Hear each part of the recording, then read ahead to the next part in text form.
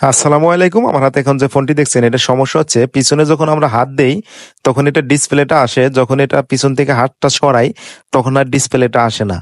Customer বলল যে ভাই আমার এই ফোনটা সমস্যা হচ্ছে, যখন আমি কল দেই কল আসে, সবই আসে, সবকিছু হয় কিন্তু ডিসপ্লে আসে না। তখন আমি ফোনটা হাত থেকে নিলাম, নেওয়ার পরে দেখলাম যে পিছনের ডিসপ্লের বেজে যখন আমি হাত দেই বা চাপ দেই, চাপ দেওয়ার পর এটা ডিসপ্লেটা আসে, কিন্তু যখনই চাপ সরাই ডিসপ্লেটা চলে যায়। এখন আমি ফোনটা সম্পূর্ণ খুলবো, খোলার পর আপনাদের আবারও যদি দেখাই, দেখেন আমরা ডিসপ্লে বেজের উপরে চাপ দেওয়ার পরে এই যে ডিসপ্লে আসলো, আবার যখন আমি হাতটা সরাবো তখন এটা ডিসপ্লেটা আবার চলে যাবে। দেখেন এখন আমি সম্পূর্ণ মাদারবোর্ড খুলবো, খোলার পরে আমি যে কাজটা করব আপনাদের সম্পূর্ণ দেখাবো আসলে এটা কিভাবে সলিউশন করব। এটা আমি মাদারবোর্ডের ডিসপ্লের বেসটাও পরিবর্তন করব না, দেখবো আসলে বেসটার কি অবস্থা। আমি দেখলাম বেসটা সুন্দরই আছে, শুধু এইসব সমস্যা হয় কিসের কারণে? এইসব সমস্যাগুলো হয় মূলত আপনারা যখন ফোনগুলো হাত থেকে পড়ে বা হালকা হাত থেকে পড়ার পর এই ব্যাটারিটা নড়ে যায়, নড়ে যাওয়ার পর ডিসপ্লের বেস যে লাইন আছে ডিসপ্লের রিবনটা টান লাগে। টান লাগার পর যে কাজটি হয় এটা অনেক সময় লাইনগুলা আপনার কেটে যায় বা লাইনগুলা ডিসকানেক্ট হয়ে যায়। এখন আমি যে কাজটা করব, বেজের উপরে পেস্ট দেব পর্যাপ্ত পরিমাণে পেস্ট দেওয়ার পরে আমি হট গান দিয়ে আমি বেসটা হালকা একটু নাড়া দিব, দুই পাশে একটু নাড়া দিয়ে আমি ওই বেসটা সুন্দরভাবে মাদারবোর্ডের সাথে লাগাবো। দেখেন আমি বেসটা সুন্দর করে আস্তে করে একটু নাড়া দিলাম, নাড়া দেওয়ার পরে এখন আমি এটাকে পরিষ্কার করব।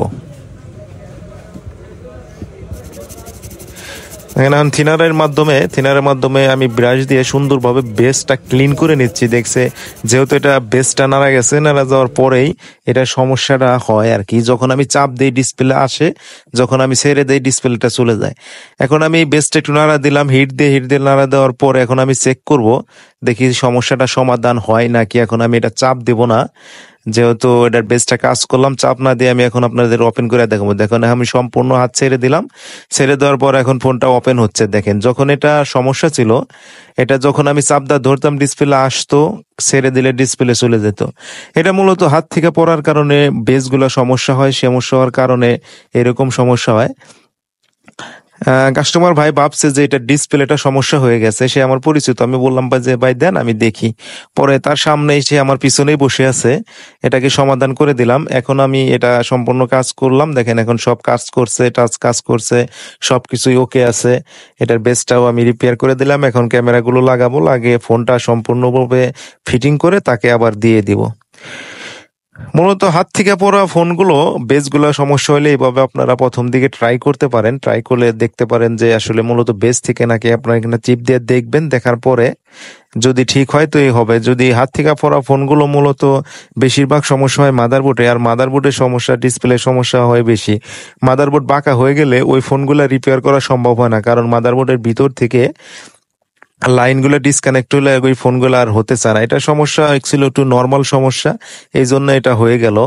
এই ধরনের সমস্যা যদি কারো হয়ে থাকে তারা আপনারা আমাদের সাথে যোগাযোগ করতে পারেন, কারণ আমাদের কাছে অ্যাভেলেবেল মাদারবোর্ডের বেস থাকে।